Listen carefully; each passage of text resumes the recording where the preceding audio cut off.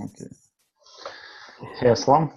So we start our recorded session. And I will tell you how everything will happen during this session. So this session consists of 3 parts. First part is I will ask you some questions. Second part is it consists of analyzing your subconscious inherited patterns. Again, I will ask you some questions about your ancestors and so on, and simple questions. And then the final part of this session is that I will reveal I will tell you what patterns you have inherited, why, and why do they block your dreams, your goals, and how to fix them. Okay? Sure. Cool. So let's start from the number one thing is, please describe me using your own words. What's the number one goal that you want to achieve after this session? I suppose I have lots of ideas, and I think they are very sound ideas. I'm kind of very logically sound. Understand, I can analyze things and businesses and things that I want to do and achieve as goals very well, and I can plan very well. But what I lack is execution, and there are 2 issues. I think one is when it comes to taking the decisions, especially the big decisions or even small decisions. At times, I kind of delay them, or I'm not very confident in taking them and making the most of it, and therefore, everything gets delayed. The execution gets delayed, and then I keep postponing things, and as a result, don't achieve what I'm capable of, I think. Mm-hmm.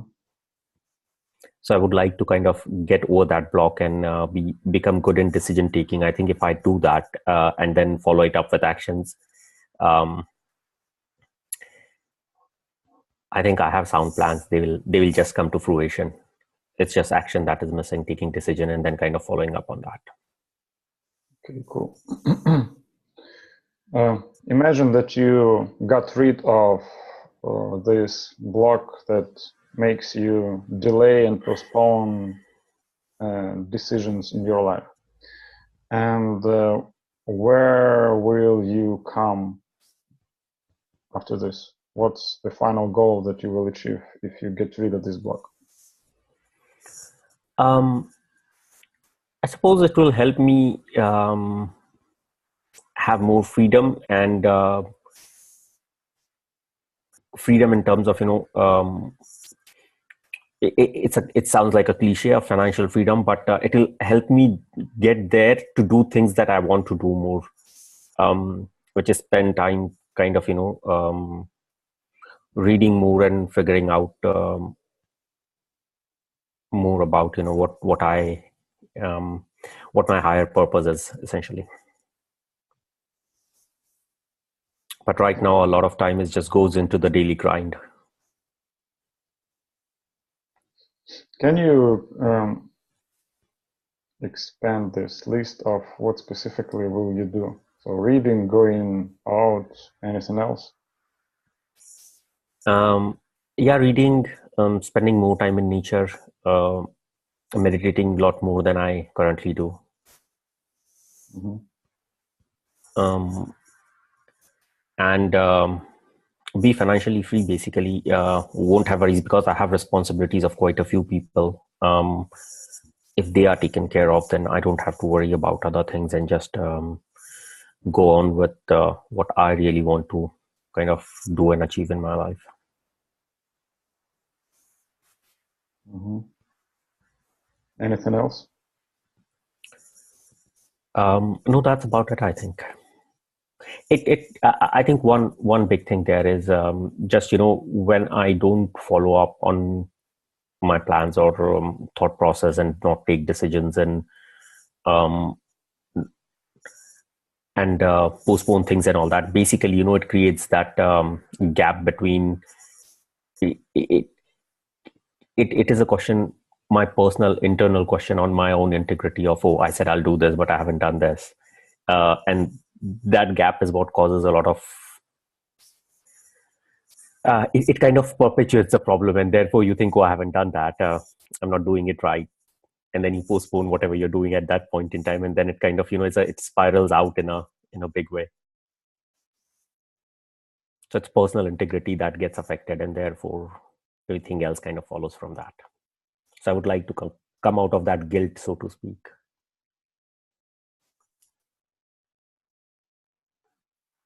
Mm-hmm. Who are you responsible for? Family in general, my parents, they are totally dependent on me. And then my wife as well. Parents, I don't have children yet, but my wife and my parents. Mm-hmm. Wife, parents. So they depend 100% on you. Yeah.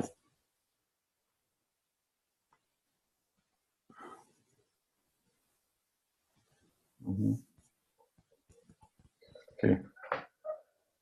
Okay, so let's start our analysis.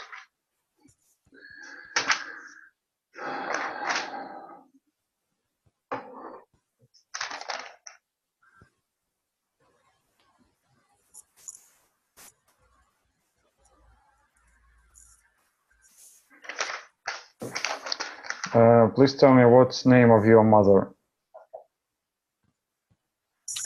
Rahmat. Can you repeat it a bit slowly? Rahmat. Rahmat. Yeah. Rahmat. When was she born? Where did you say? When? When? Year? Yeah, year. 1955. 1955. The same year as my mom was born. There you go. She was born in December 30. Okay. So not very far from my mother. She was in November. Cool. What did she do during her life? She was a housewife and also a working housewife, I would say. So my dad used to do business, and a couple of his businesses kind of failed or didn't do as well as they were expected. So she was also supporting family doing. She was a beautician. She took some training and then trained herself and become very good at it. So she was a beautician who used to run her parlor, beauty parlor from home, while taking care of the family as well.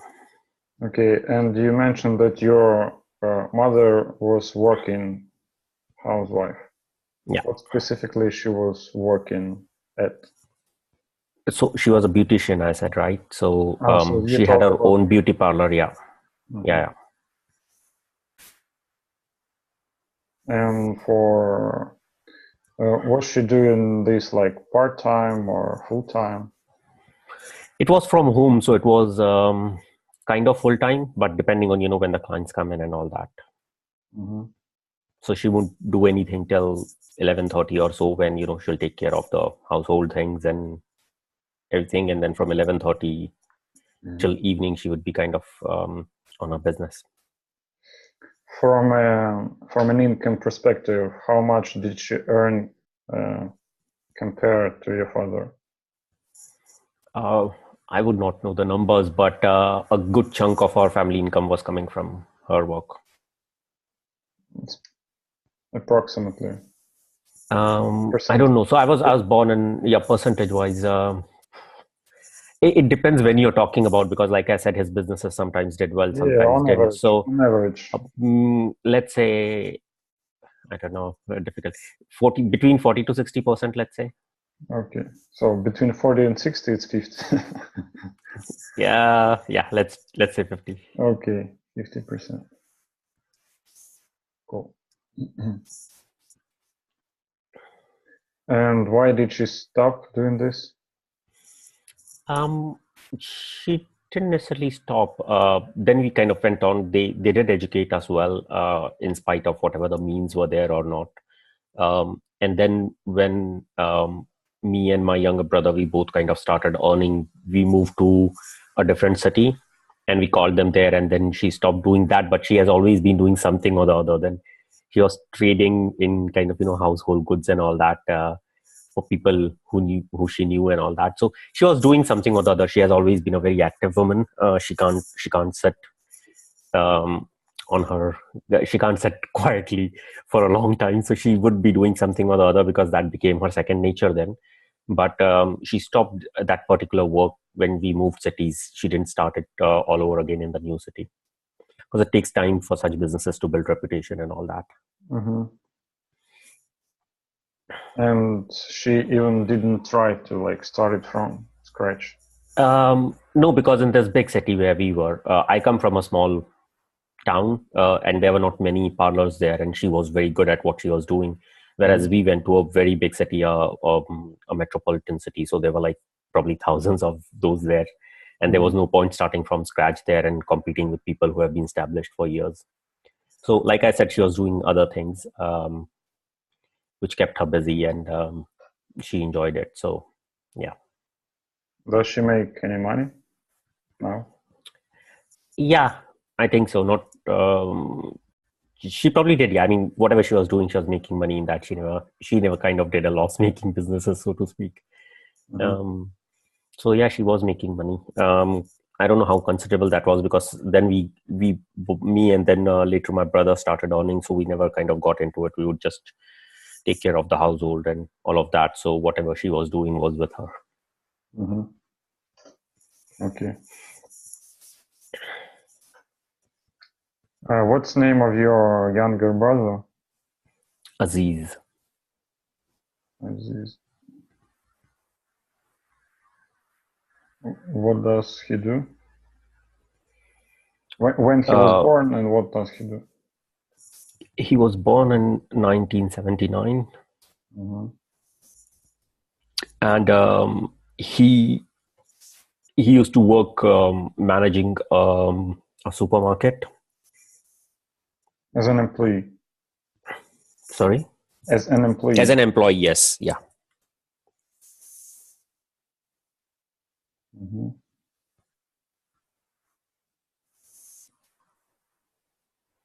And she does this till nowadays? My brother? Yeah. Yeah, he does that. He's just moved to a different country recently, very recently, actually, last week or last 10 days. But yeah, that's what he plans to do there as well. Cool. And where did he move and why? He's moved to Canada now, just for his better future and his kids' better future. Mm-hmm.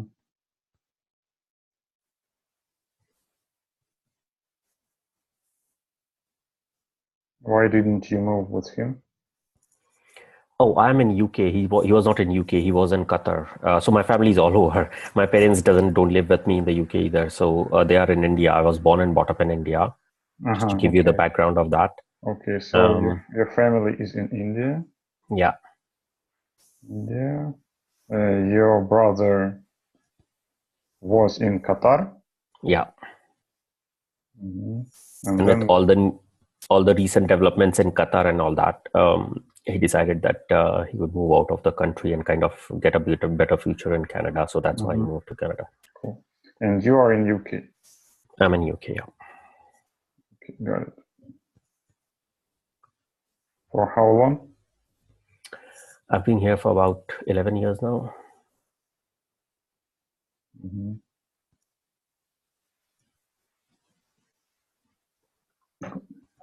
When you were born?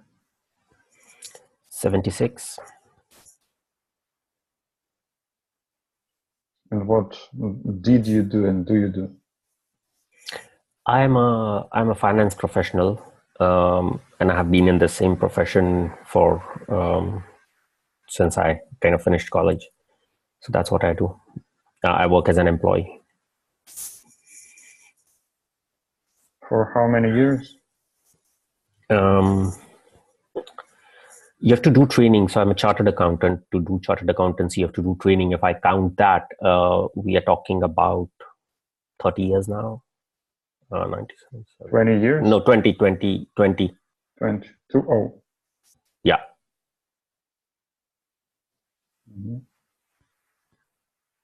Cool. What's your father's name? Interestingly, Aladdin. So it has a U in it.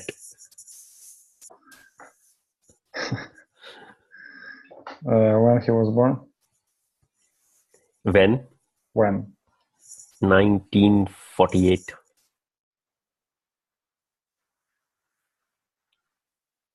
That's first case for me. What do you mean?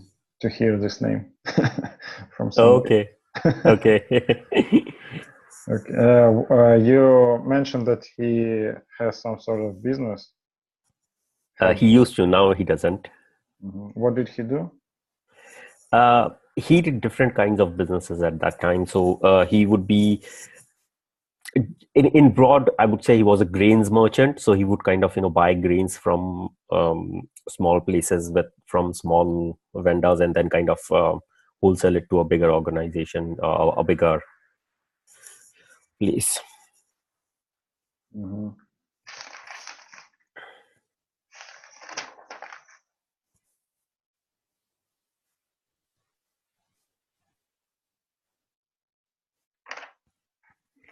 Did your mother ever had any kind of dreams or something like that? Not that I'm aware of. I'm sure she had dreams, but I'm not sure if she had anything specific, or she never mentioned if she did. What about your father? Was that being a merchant, was this the profession his dream, or it was just for money? I suppose that it was kind of a family business. There were lots of things going on. So he came from a very big joint family, and we were in joint family for some time. There were lots of businesses. He got involved in this business on and off. It worked sometimes. Then he didn't have anything, so he didn't do anything. He tried his hand in a couple of other things, but that didn't work. So I would say most of his time he has been doing this. It was probably not the profession of his choice, because obviously he didn't excel in it. And then a lot of time he was not doing anything. So we had some property rent used to come from there, and that would be kind of part of how the family expenses would be taken care of, and then from what my mother used to do. So probably not. It was not his dream profession, to answer your question. Do you know anything about his dreams? No. Can you please tell me about he's not a very expressive person, so it's very difficult to he never kind of tells you what he wanted to do in life or anything of that sort.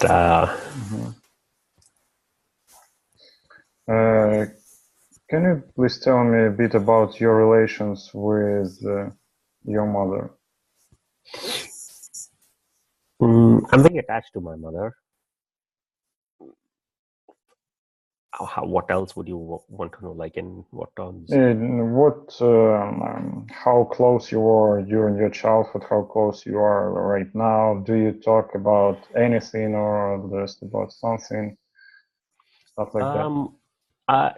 She was a strict mother, but I was fairly close to her. I think she relies totally upon me mostly.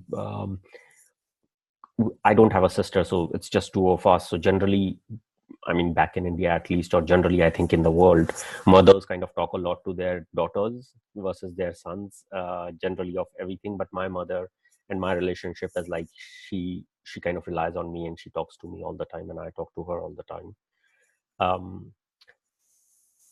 So our relationship is quite a strong bond, I would say. Yeah.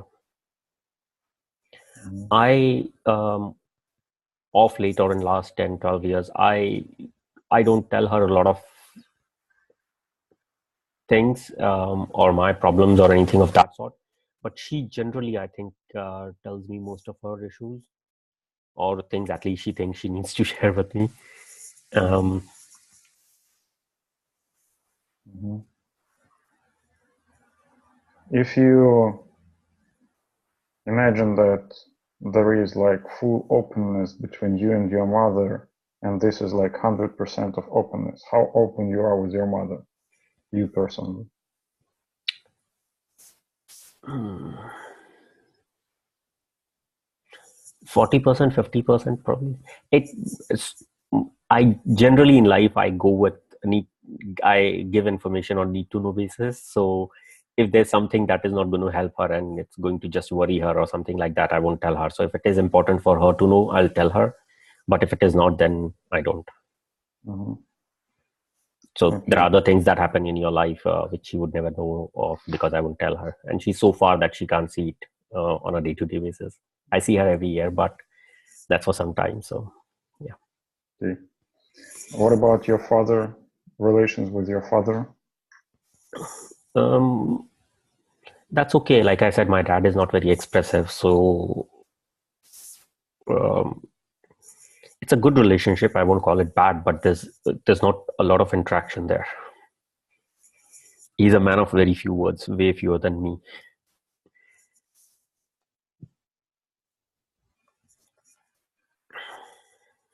Mm-hmm. He's very emotional. He's very attached to me as well. I mean,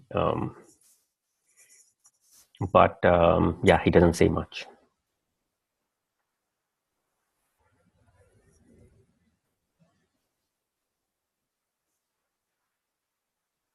How open you are with your father? Like I said, he doesn't say much, and he doesn't also get involved too much. So, in terms of what happens in my life, how much I tell him, if 100%, if you go with the previous definition, I would say maybe 10%.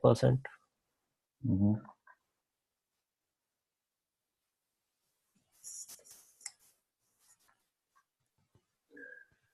Okay.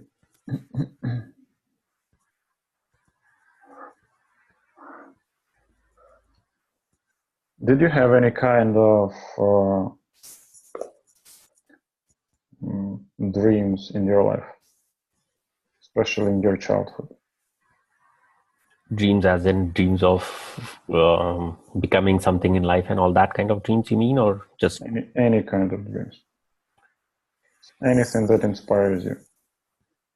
Well, I always wanted to make it big in life. I had seen a lot of financial issues and all that, so I never wanted to be in that. I always wanted to be very comfortable and lead a good life and provide for people who I'm responsible for a decent, good life.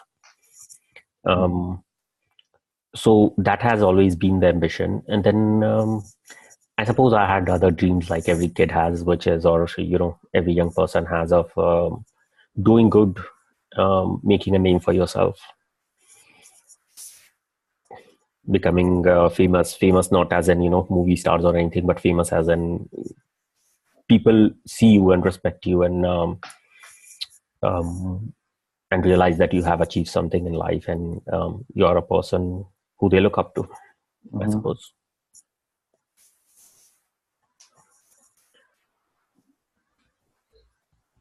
When you do your financial job, do your customers, clients, your boss respect you? I think so. If you utilize this number thing in percentage, how do you think their respect towards you is? So I would say 8+ out of 10 at least.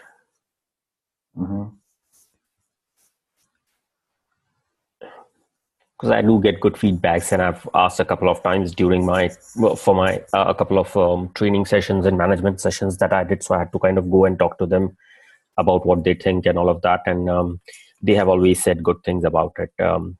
They've said I'm somebody who they can rely on, and that's what you need in the kind of profession I am. You need somebody who people can rely on and understand,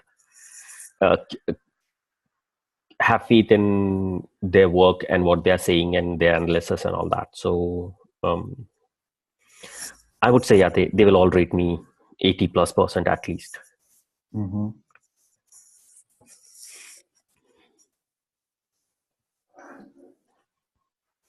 Okay. Do you know anything about parents of your mother? Yes. Anything as in I know few bits depending on what you want to ask. Yeah. Name of your grandmother? Gulbanu. Gulbanu. Banu, Banu. Gulbanu. Yeah. Okay. When was she born? Where she was? When was she born? I wouldn't know that. I don't know the year. Approximately. Approximately, I would want to say probably around 1930, 35. Mm-hmm. 1930, I would say. Is she alive? Mm-hmm. Yeah. What did she do and does she do? Well, she's very old now, so she doesn't do anything right now. She's very frail right now as well. But she was a very ambitious woman. She was one of the two sisters of her father, and her father had a business. They come from a very small village, and they had a store in village which used to supply everything to the whole village, a grocery store, so to speak, the only grocery store. Mm-hmm. They had lots of farms and all that, so they had people working on their farm and all that. So yeah, she was a working woman, very ambitious, very particular about everything. A very businesswoman, so to speak. Mm-hmm. So she was working like in a family business. Yeah. Mm-hmm.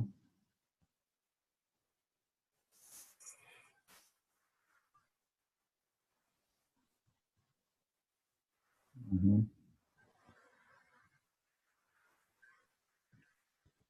Do you know anything about her husband, your grandfather? Yes. So he was also from. What's his name? His name is Sadruddin. Sadruddin. Mm-hmm. When he was born, approximately? Late 20s.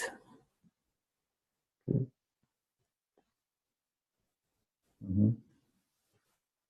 What did he do? He was also a businessman, similar kind. They had farms, they had stores, they also had quite a few businesses going around. It was a big joint family, 6 brothers. So, sorry, 4 brothers and 2 sisters or something of that sort. But yeah, a big family business. So there were lots of different things going on simultaneously. Mm-hmm. As well, family business, you mean? Yeah. Mm-hmm.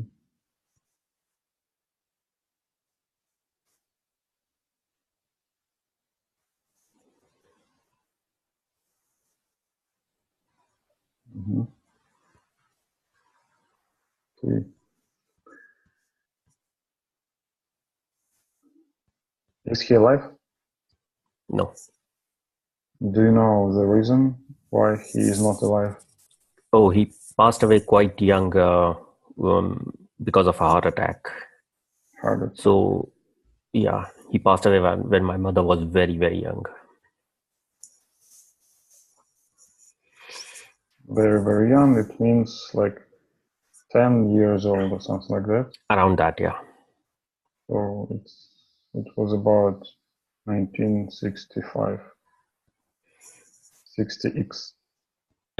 Yeah, something like that. I would want to say. I don't know the exact year, but yeah, she was fairly young at that point in time. He died at 40 when he was 40 years old, around. Yeah.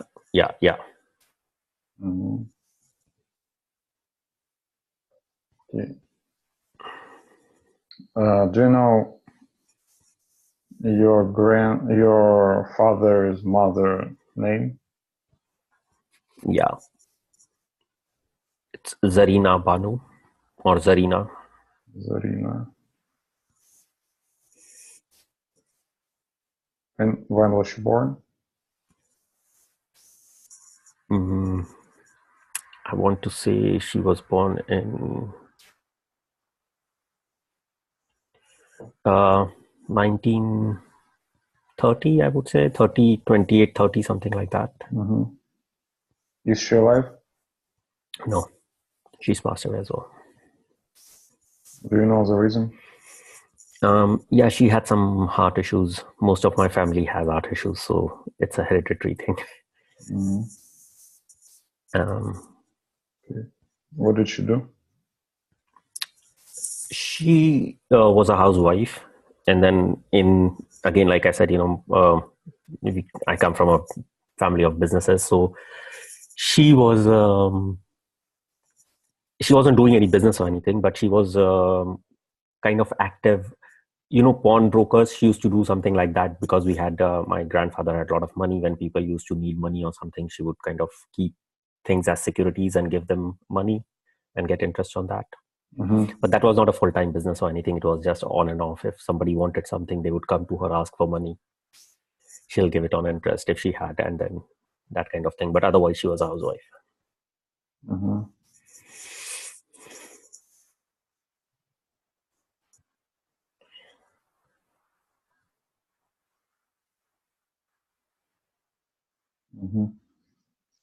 Her husband name? Isa Bhai. Isa Bhai. Yeah, Bhai.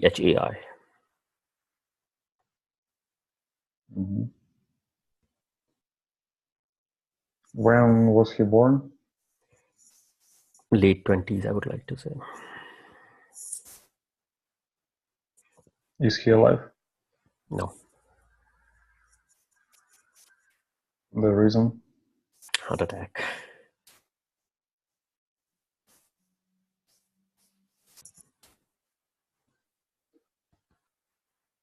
So he was like doing some sort of bank business, small bank business. No, he wasn't doing that. He just had money, which my grandmother was doing the small bank business. My grandfather, like I said, was in family business. He built a lot of property, and then he was again in the grains merchant kind of thing. He built a lot of property, so he used to get a lot of rent income. This was kind of storages and all that. So he was in grains business, but at the same time he had storage capacities or storehouses for grains and those kind of things where he would get a lot of rent from. Was he building them or buying? Buying.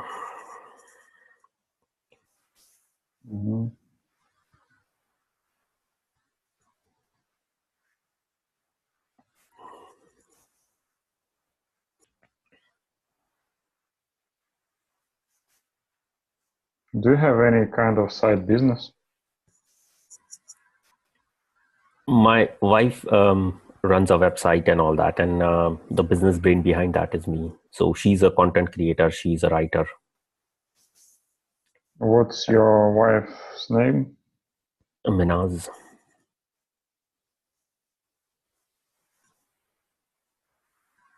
So you helped her to like do her business? Yeah. So run the website, monetize the website, and all those kind of things. She's a content creator. Everything else technical is taken care of me. And that's my side business. That's what I want to grow as well, to get full-time both of us into it. So you want to have that family business? Yeah. Okay. And does this business generate any income right now? It does, yes. And what percentage of your income comes from that website?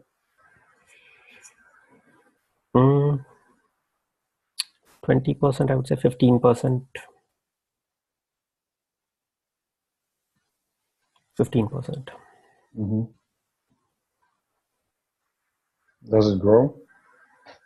Yes, it is growing.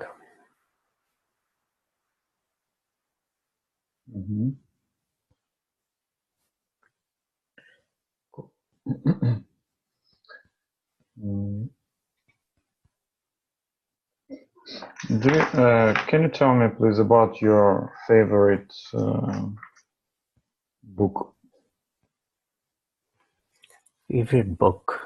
Yeah. Quite a few books I read, so it'll be difficult to pick one. Number one book. Difficult to pick one book. The most difficult to pick one. The one that influenced you the most. The one that has a hero that you love the most.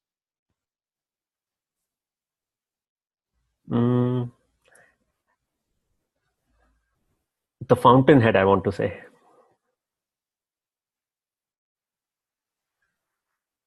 Can you describe the main hero you love the most?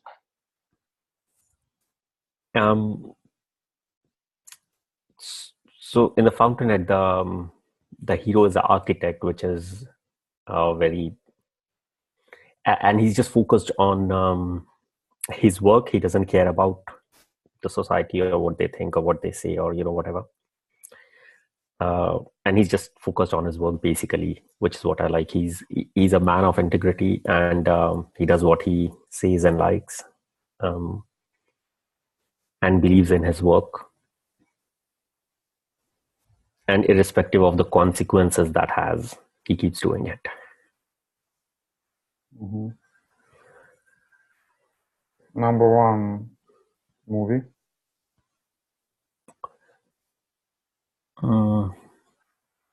Matrix, probably.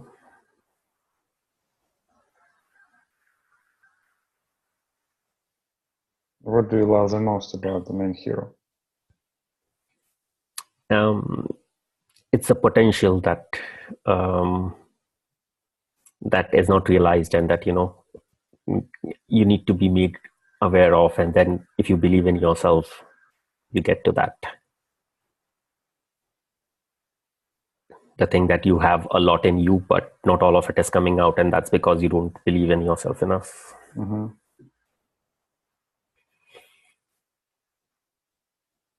Cool.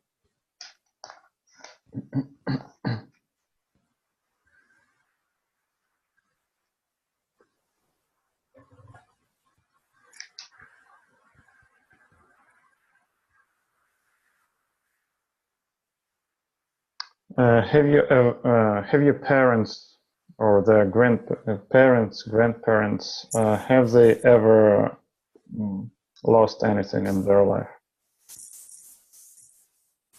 Financially, you mean? Financially, like people they loved. Yes, my mother lost her father very early, so she's lost that. My father has had some serious financial losses in his businesses. I've seen his confidence go down because of that as well, and he became a total risk averse, and therefore didn't do much. Many of the things he could have potentially done. So yeah, he has had those losses.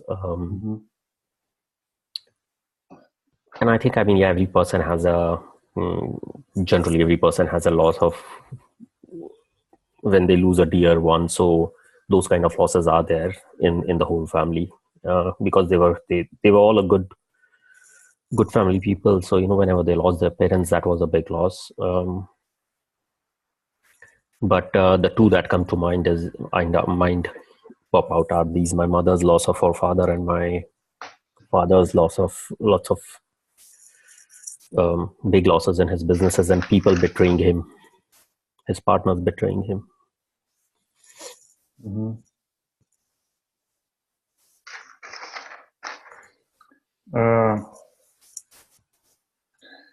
In your relations with your mother and father, how do decisions get made?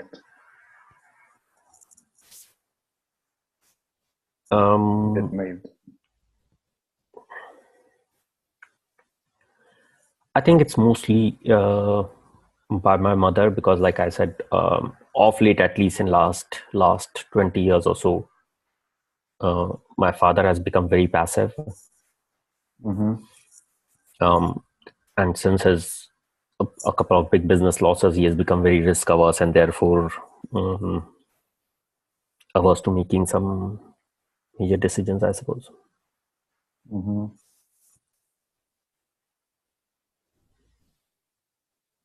And in your relations with your wife,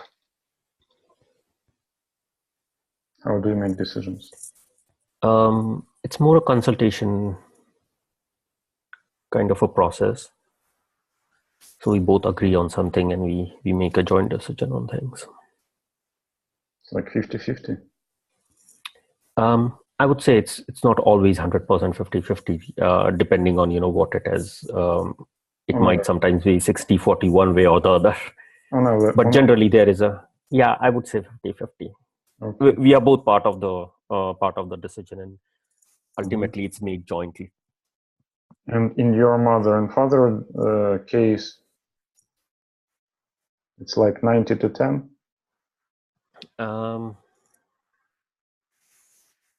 In last few years, probably yes, probably 80-20. But over a period, it will more be towards my mother. I would say 70-30 kind of a thing.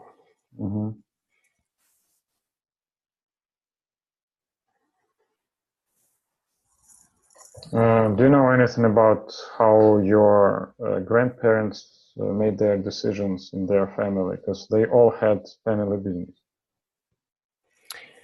So I haven't seen my maternal grandfather because, like I said, he passed away very early. And therefore, I can only talk about my grandmother, and she was making all the decisions. She was calling all the shots in the house. And when my grandfather, the maternal grandfather, was alive, what I hear stories from, my uncles and his brothers, my other cousin grandfathers and all that. He was the head of the family, so he used to call shots. He was the one who was making decisions. And on my father's side,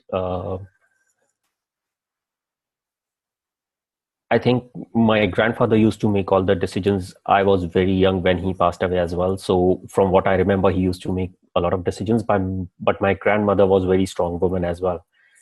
And she had her own mind. She might not agree with all the decisions, but she always had her own mind, and she would always voice her opinion and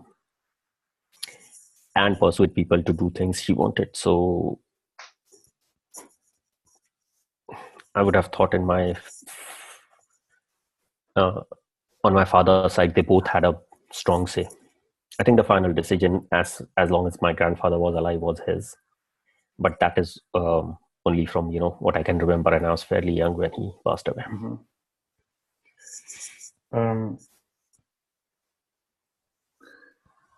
Who of your ancestors do you love the most?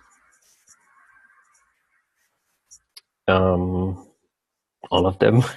All of them, including aunts, uncles. When you say ancestors, you mean how, like my grandfather, my immediate family, my uncles, aunts? Yeah, everybody who were born before you. Who I love the most? Yeah. I think my parents, I would say. My mother and father come the first, obviously.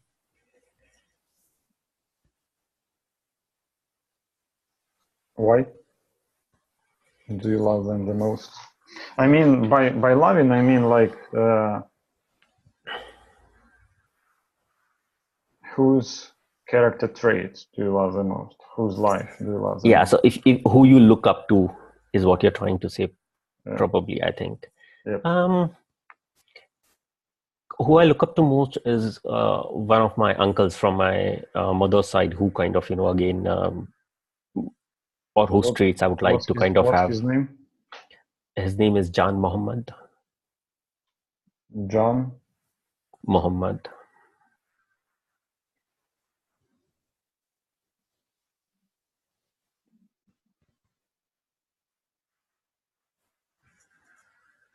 When was he born? I would like to guess he was born in 50 or 51. Mm-hmm. And what do you love the most about him? The way he's built his life, he's done very well in life. And when I talk to him, I find him fairly reasonable person, fairly balanced in his decisions. So, I mean, financially, he's done very well. I mean, as good as one can expect.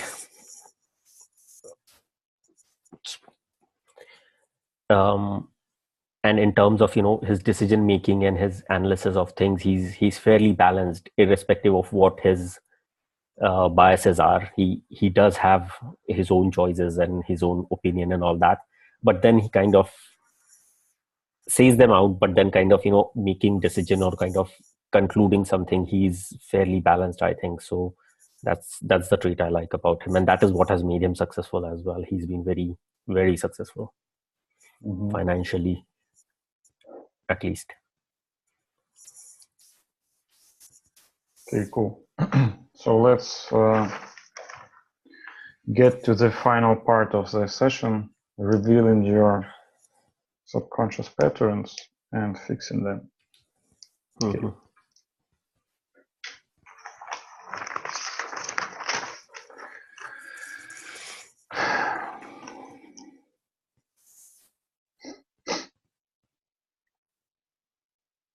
So,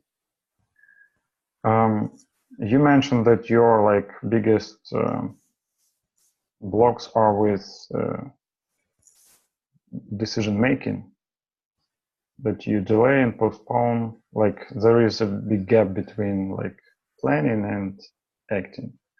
Yeah. And freedom, problem with freedom. Actually, these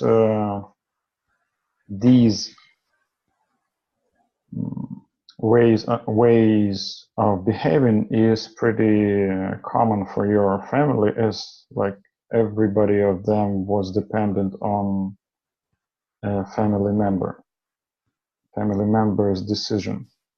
So each of them had to be dependent on what a husband will say, or on what a wife will say, or so they you have an inherited pattern to be dependent on your family name or family opinion.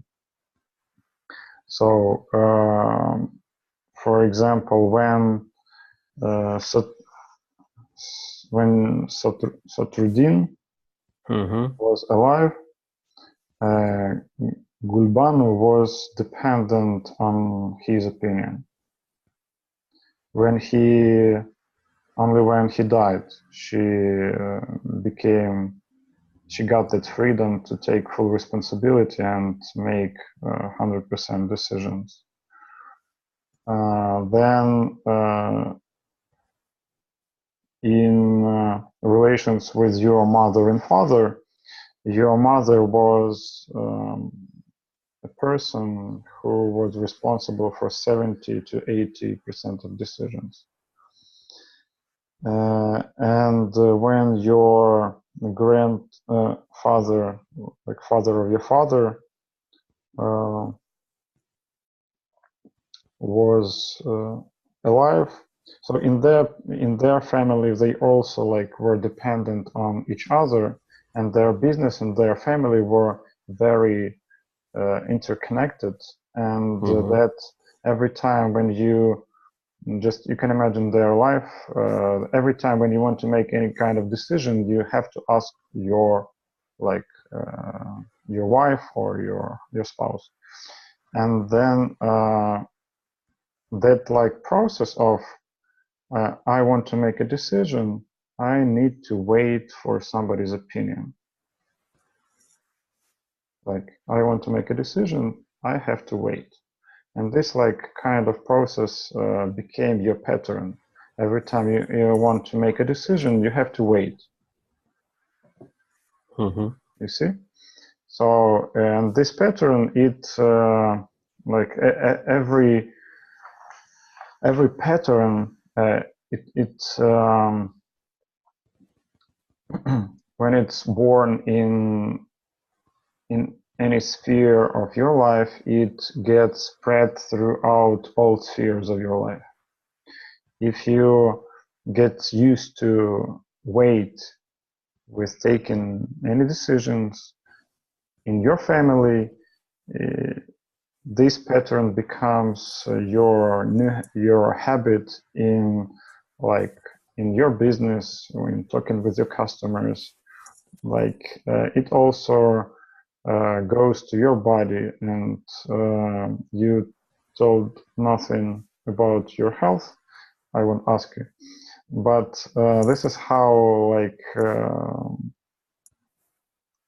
things work in the body as well. So your cells and cells of your ancestors, their bodies, they behave the same way. So if they need to make any kind of decision to act, instead of that, they wait. You see? Mm-hmm. And for example,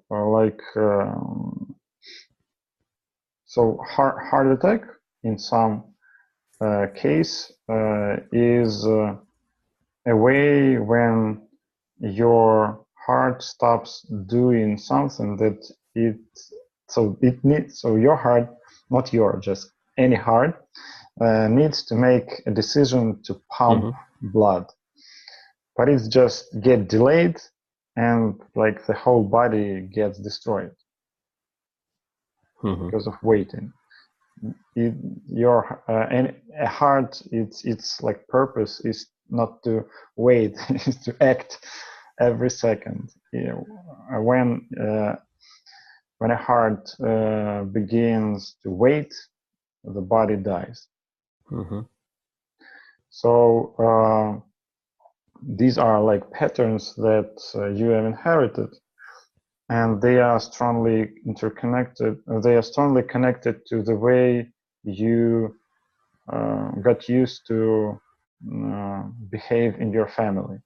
So everything in your family is just interconnected, you are the whole. Yeah. And this is the reason why the pattern was born. And in order to be able to make decisions, you need to have something that belongs 100% to you. Something where you have ability to make 100% decisions by yourself. Okay. You see? So even when you have that pattern to have to be a businessman. It's easy for you, but another part of that pattern is to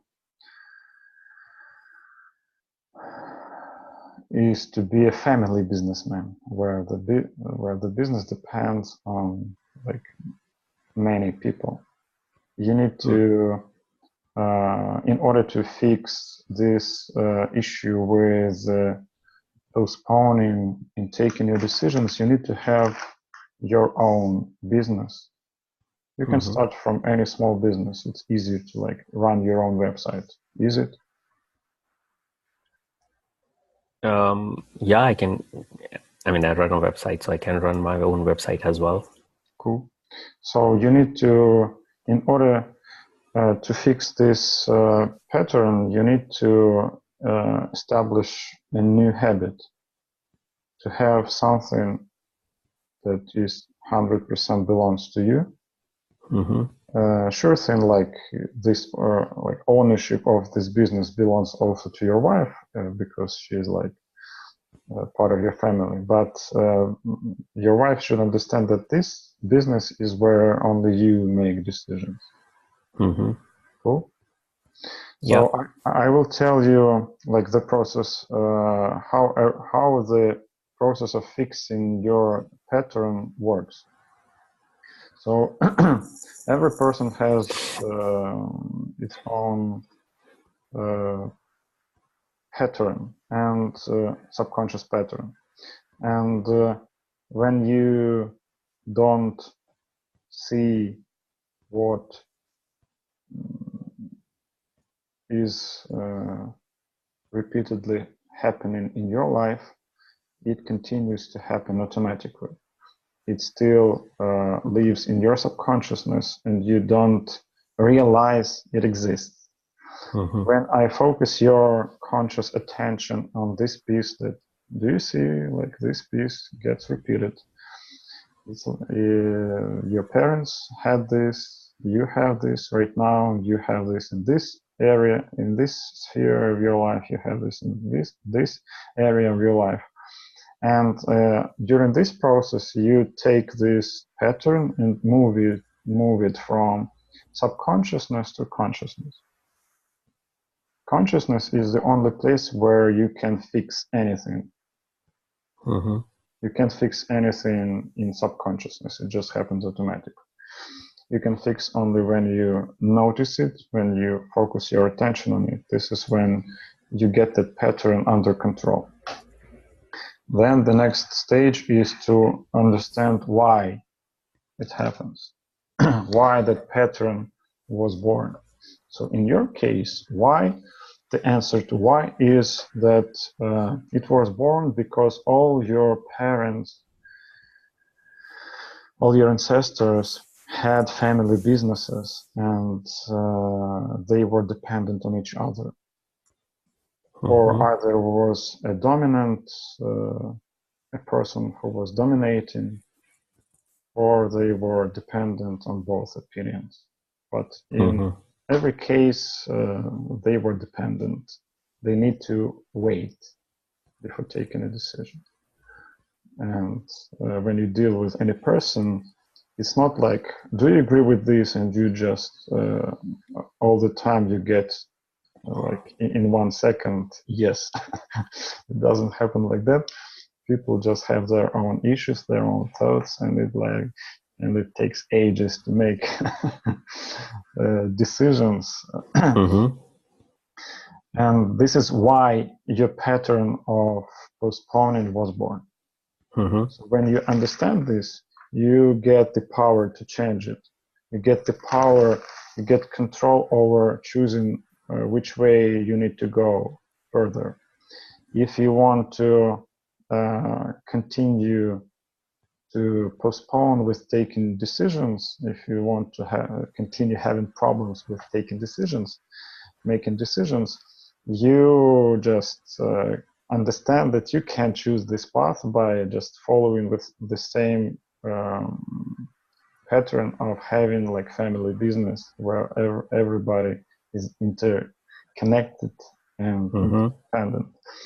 And the alternative path is to have your own business where you take 100% decisions.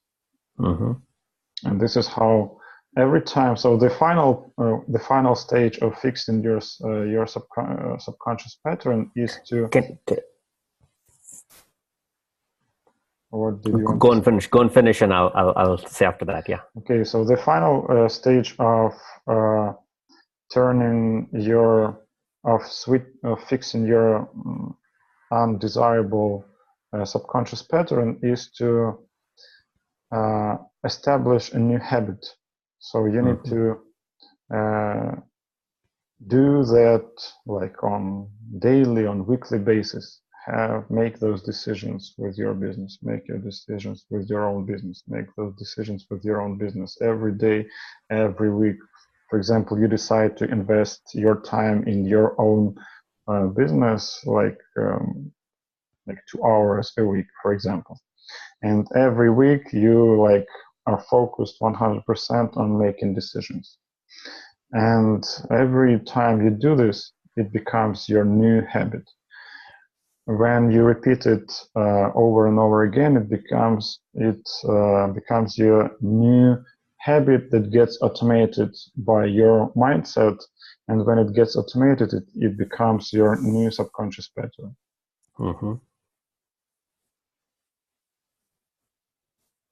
I am ready to listen to So, what.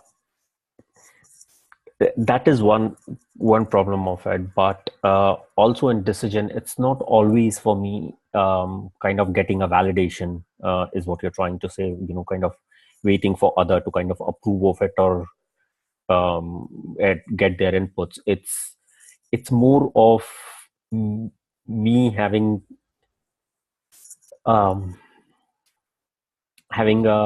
fear is a too strong word, but having this feeling of is this the right decision, or rather is this the optimum decision? Because I know sometimes you can make decisions which maybe somewhere in between. It's not black and white, it's not either right or wrong, it's somewhere in between. And Okay, got it. my problem is, am I making the optimum decision? And that is where it delays most of the things. Okay. So thanks for mentioning Sure. this, as what you mentioned is the reason why your parents and grandparents were asking for an opinion of each other. They were not sure whether their opinion is the right one, the best one. Mm-hmm. This is why they asked each other. And from that point, when you're not sure whether your opinion is correct, you ask your spouse, and then you wait, and like a new pattern of postponing gets born. So before like this pattern to postpone with making decisions, there is a pattern to be afraid of whether my decision is correct, right or wrong. Mm-hmm. And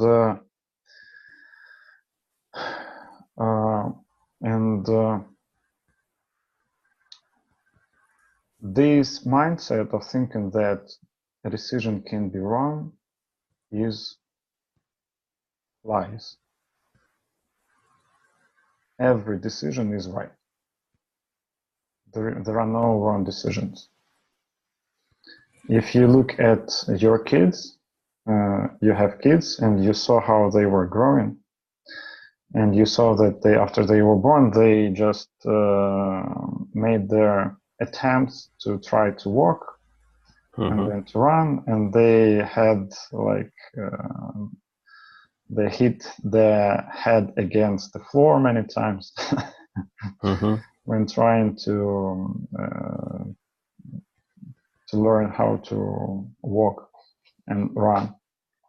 And you have inherited to look at these failures as wrong decisions. But these failures are not wrong decisions, and they are not failures. This is the process of growing. There is no way you can make any person on the planet can make only the decisions that will let them avoid hitting their head against the floor. This is the process, and when it happens, you feel pain, and that pain motivates you not to repeat this way of acting anymore. And so the process of growing, the process of making decisions has pain. It's part of the process, and it's viable part of the process. You can't exclude that pain from the process of making decisions. Even if you make decisions, any decision, and you experience pain, that's your decision wasn't wrong. Your decision was right, because now you felt that pain, and you remember this forever. Nobody will ever be able to convince you that you need to repeat that action again, because you remember that you felt pain, you see? Yeah.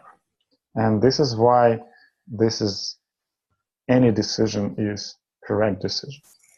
But doesn't that decision, not taking that decision because you felt pain, becomes not taking that decision ever, or similar decision which you think might lead to that pain? Because the Pain, situation won't be the same when the similar kind of decision comes to yeah. be taken next time. It will be a different circumstances, but the pain reminds you that, oh, I took that decision around this circumstances, didn't work out, it won't work out anymore. So the way you were educated to look at the decisions is that if you felt pain, you made that wrong decision, and the decision was the reason why you felt that pain. You felt that pain not because you made that decision. You felt that pain because you didn't have that skill. Mm-hmm. So absence of skill is the reason, not the decision. Decision helped you to get that skill. It's a learning. Yeah, so you can write this down because your subconsciousness will make you forget this. Failure, pain are not caused by a decision. Mm-hmm. They are caused by absence of skills. Yeah. And any decision, whatever decision you make, makes me every decision I make gives me new skill. Yeah. So there aren't any wrong decisions. Do you understand? I do. But every decision has a cost attached to it. Yeah. And with the finite resources that you have, a few back-to-back wrong decisions might exhaust all your resources, so to speak. Yeah, and therefore you won't have any resources to make more decisions. Yeah, sure. And this is why when you see your kids start walking, you're not like helping them. You're not like playing with them on a flat roof. Or on this kind of roof. Yeah. Because they can just fall down and get crushed, and they will be dead. So you just need to behave the same way with your decisions. So you just look at whether your decision is too risky or it's not. And if it's too risky, you just don't make it, no matter whether it can be right, it can be wrong. For example, if you worked for 40 years and collected $1 million and then bought a ticket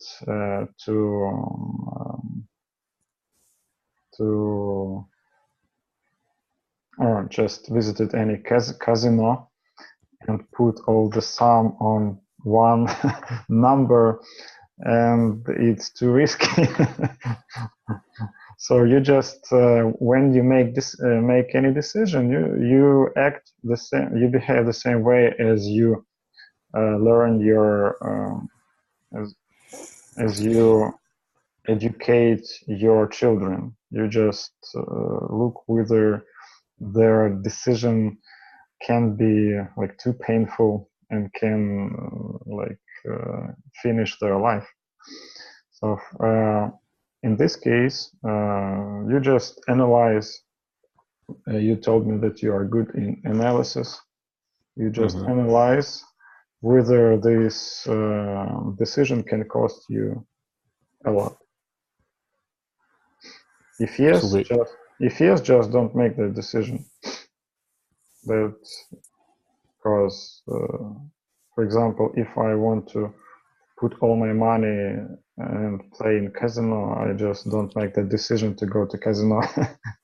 Yeah. So if we go back to what you suggested, starting my own business and taking my own decisions, then that divides the resources that I have available, in this case, time and to an extent money as well, with my day job. And then you're dividing resources and not focusing on any one of those. And therefore the results won't be what you're expecting. And then I think it kind of gets into a spiral where you say, oh, well, I took a decision to start my own business, but I'm not able to pay enough attention to that. Or if I'm paying full attention to that, then I'm losing on an ongoing business, which is, there's something which is paying you dividends and you're not focusing on that. And then you're starting something from scratch, and that's taking resources, not paying anything. Because as you and I know, and everybody knows, that nothing new that you start will start paying dividends soon, if it is any meaningful. So that is where this decision dilemma comes, and then and therefore I end up doing nothing, neither focusing too much on the current business nor doing the new business. Yeah, and this is so another part of the process that prevents you from making decisions is to think big from the very beginning. There is nothing becomes big from the very beginning in the nature. So when a seed gets planted, it just starts from like this small state. And for example, in your case, you had zero experience in having your own business, where you make 100% decisions, and this is why it's hard for you. There are tons of reasons why, and one of them is that you have lack of time, for example. And this is how your system works. Your subconsciousness has created world around itself to defend this way of behaving. And in order to break this whole world built around this subconscious pattern, you need to step by step build another world. And in order to do this, you need to take first tiny steps on this path. And your first tiny step is to, for example, do you have half of an hour every week that you can invest only in your business? 30 minutes a week. Can you? Yeah. I can do probably a bit more than that. Cool. So you just need to start small and create this event in your calendar, weekly event that you, no matter what, you invest 30 minutes or 40 minutes or 60 minutes of your time every week in your business. And it's not about dividends. Dividends is like the final stage of any business. And in your case, you had zero experience in having your own business. You see, you are just like your child that was born today. You need time, to make first of all, you need to to learn how to who these people are. You need to learn how to deal with your eyes, with your mouth, to cry and stuff like that. Sure. And only after 6 months you make your first, after a year you make your first step. So in your case, you need just to create a new habit. Your goal is not to make a ton of money from your business. Your goal is to create a new habit, to be able to make decisions by yourself. You see? So in that process, I am further down that process. Actually, I'm not going to start a business or think about starting it now. After today, I've done that. There is a business kind of in my mind brewing for some time. I have some resources. I have kind of for website and all that. I have resources. I have website name registered and all those kind of things. So it's now taking it and taking the action to getting it on and going is where that lack of decision is for more than a year now. Probably I want to do this, but I haven't started it yet. I want to do this, but I haven't started it because you have this pattern of postponing and being afraid of making wrong decisions. Yeah. And you didn't realize that you have those patterns that block you. So what we did during this consultation is we took these like 2 patterns that block you from making decisions and moved them to your conscious level. And now after you realized why you made those decisions and how to like change your way of thinking about these ways of making decisions, from this point you got control over making decisions, you see. So now when you understand why, you can consciously choose another direction. So let's repeat it again. So the number one thing that blocks you is that you get used to wait for somebody to make a decision. And you can write this down. Now I understand that I don't need to wait for anybody to make my decision. Just write this down and repeat it like every day in the morning and in the evening before you go to sleep, so that it will become your new habit of thinking. And also I recommend you to find in your current life, where do you make decisions 100% by yourself? You already do them, you just don't notice this. Yeah. Where do you do your decisions right now? 100% by yourself. Write a list of 20 items. 20 items, okay. Yeah. I will help you with item number 1. When you want to drink, you go and decide 100% what to drink and when. Am I right? Yeah. So start from these easy things. Just make your subconsciousness understand that, make your subconsciousness see what it didn't want to see.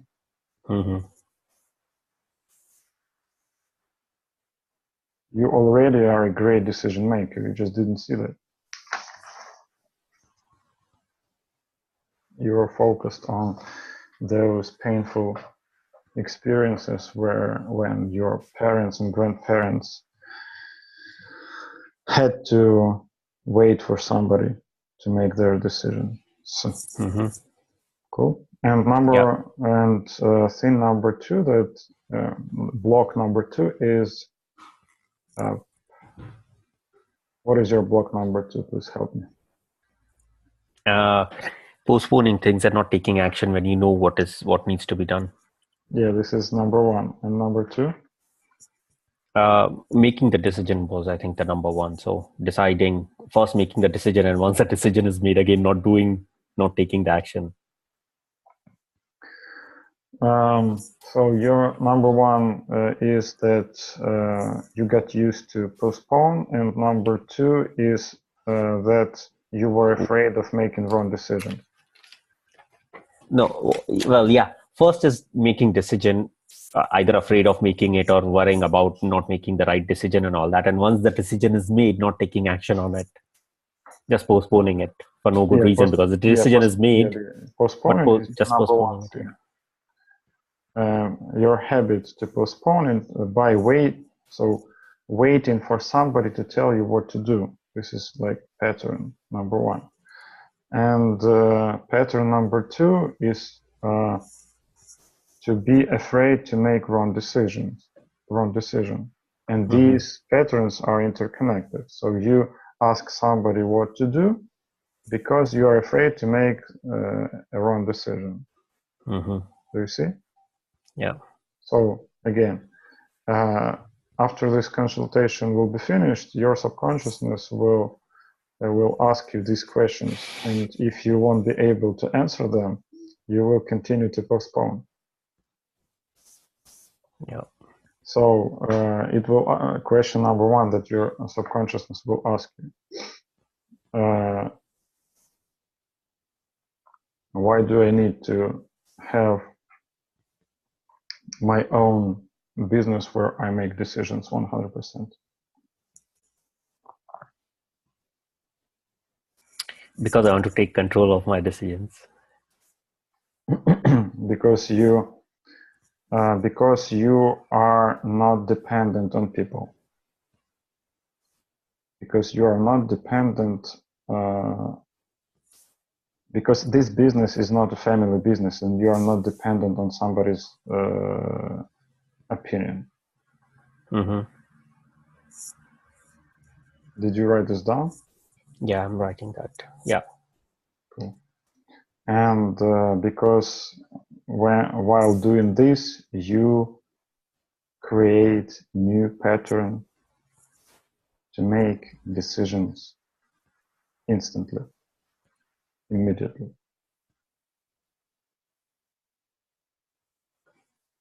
Yeah. You just kill the gap between decision and realization of the decision.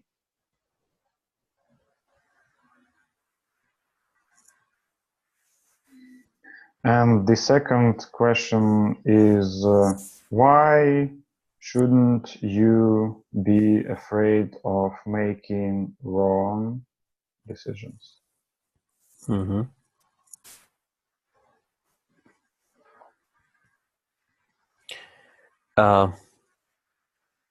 Because you said there are no wrong decisions. It's just learning. Why? Why there aren't any wrong decisions? Because you learn the result of the decision may or may not be what you wanted, but if it is what you wanted, then it's good. If it's not what you wanted, then you've learned something and you can take a different decision next time in the same situation. Okay, you write this down. Not what you said. The reason why there aren't any wrong decisions, because painful experience comes not from decisions. It comes from lack of experience, lack of skills. Lack of skills is the reason of pain, not decisions. Mm-hmm.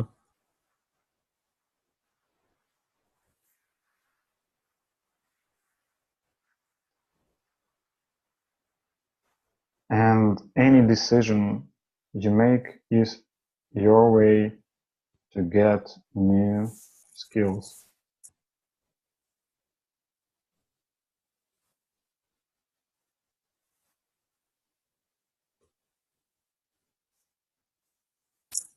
More skills, less pain. Okay. This is why there aren't any wrong decisions.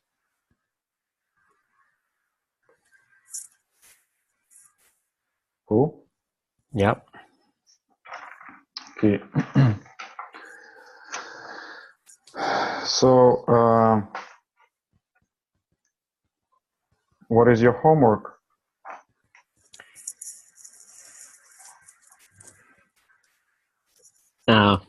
Work on my own business, at least for a dedicated amount of time in a week. Let's call it an hour a week, at least.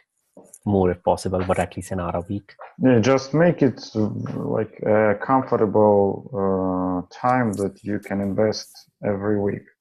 Don't push too hard. Okay. Yeah.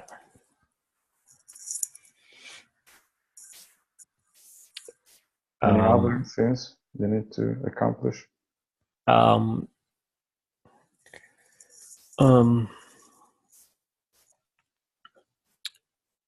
I think that is what I want to focus on right now, and then make decisions within that. Cool. So bullet number 2 in your homework is to repeat those two key phrases, two key questions, and answers to those two key questions every morning and every evening before I go to sleep.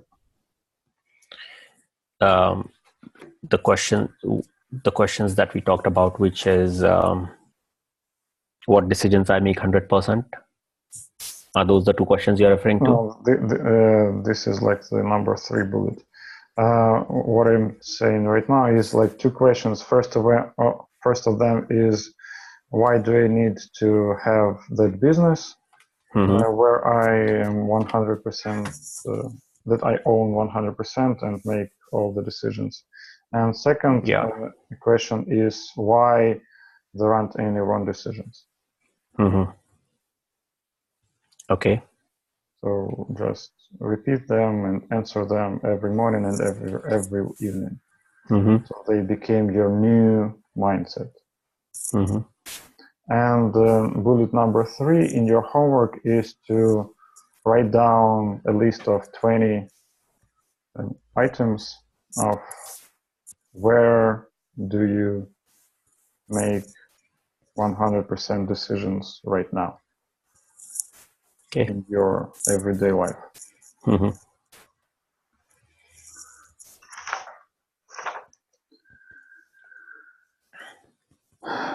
So when you do this, this is so this homework is actually your way to make this new pattern of taking decisions fast.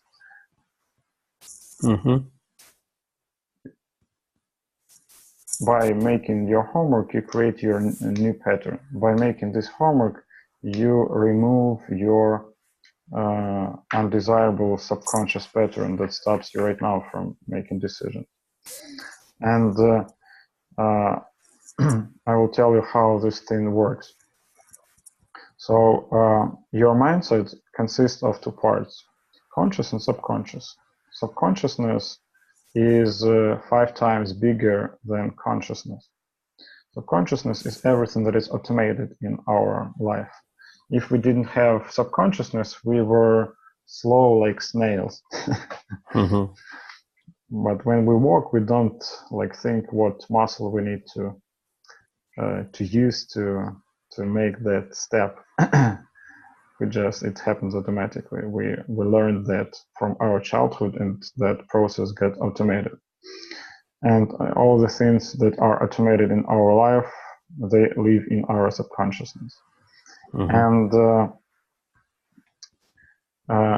from the physical point of view, our consciousness, our mindset is like a set of various radio stations, and they spread waves from throughout the globe. And those every wave, every thought, every concept you got used to that lives in your subconsciousness has its own frequency, and that frequency can be like read only by another person with the same frequency. And those waves we spread from ourselves, they got spread with the speed of light. It's like everything that lives in your subconsciousness is available on the other side of the globe, like immediately. And the whole world is just like an ocean of these waves, and they are all like interconnected, and they interact only when their frequencies are the same.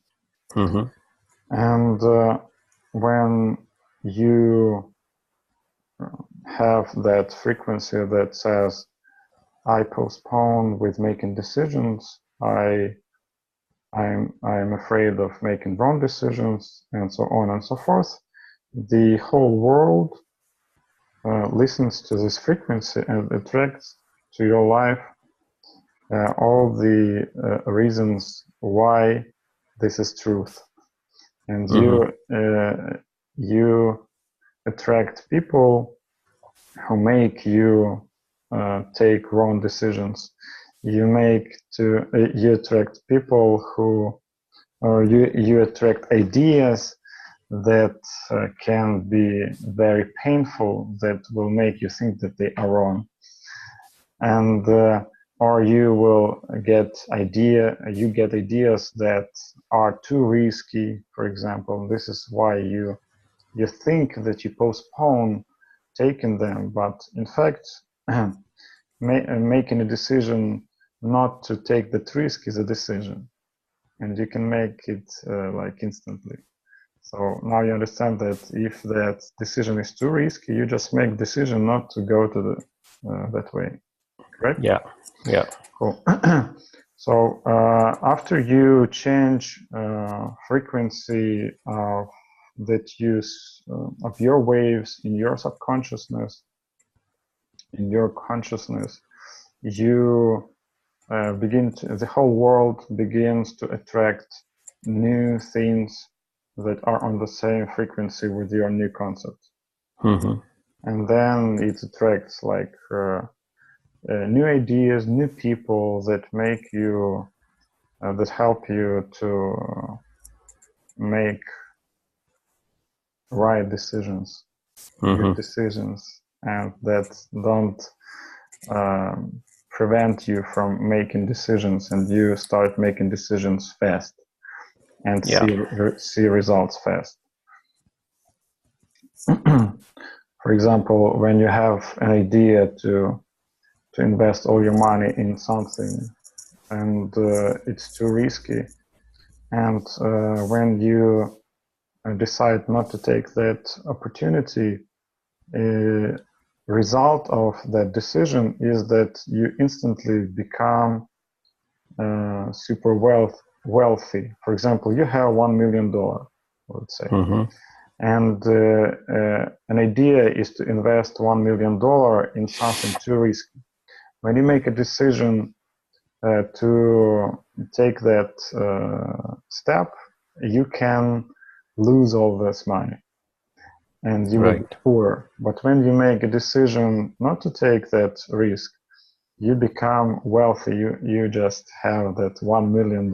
It's like different between being poor and wealthy, and that wealth comes after your super fast decision, like in a second, you become wealthy. There are a lot of people who didn't, who took a risky decision and became poor, just lost everything. And just by taking that decision. Your voice is breaking, Aladin. Huh? Voice is breaking. Okay. Do you hear me now? Good? Enough?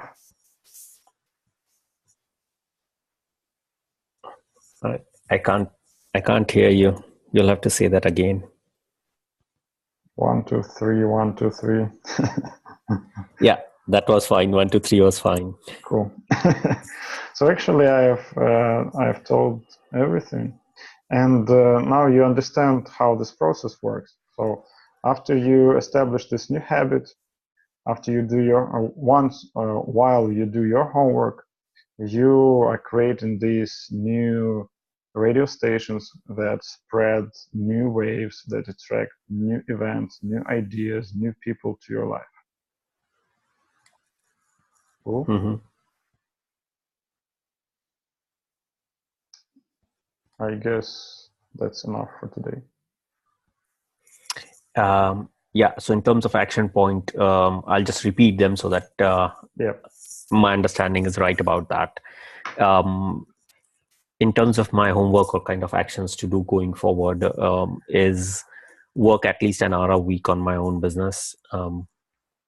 Repeat the 2 questions why I need to do my business. And the answers to that are basically so that I'm independent and I can take on my own decisions without anybody's relying on anybody or without anybody's influence in that. That will create a new pattern, and therefore it will also help me kill the gap between making decision and taking action. And repeating the second question that, or second statement, that there is no wrong decision, because the painful experiences are not because of the decision, but because of lack of skill, and taking decisions will help me acquire the skill that I don't have, which caused the pain initially. Cool. And then the third action point is kind of listing out 20 decisions that you make 100% without probably realizing. And bringing it to your consciousness. Yeah.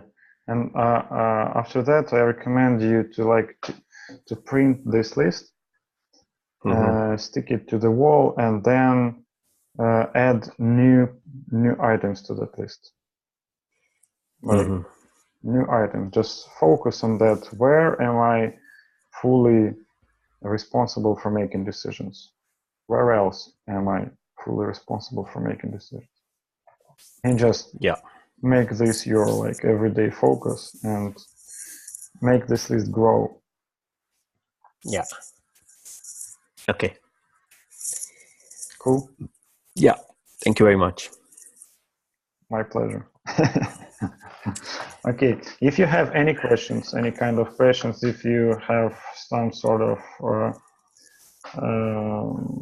struggles when applying that in your life, because our subconsciousness usually is very creative on how to prevent us from killing it. Just let me know via email, and we will together overcome all the things that your subconsciousness will creatively create. Cool. Yeah. No, thank you very much for that. I will be in touch. Cool. Thank you. Thank you. Have a perfect day. And you. Bye-bye.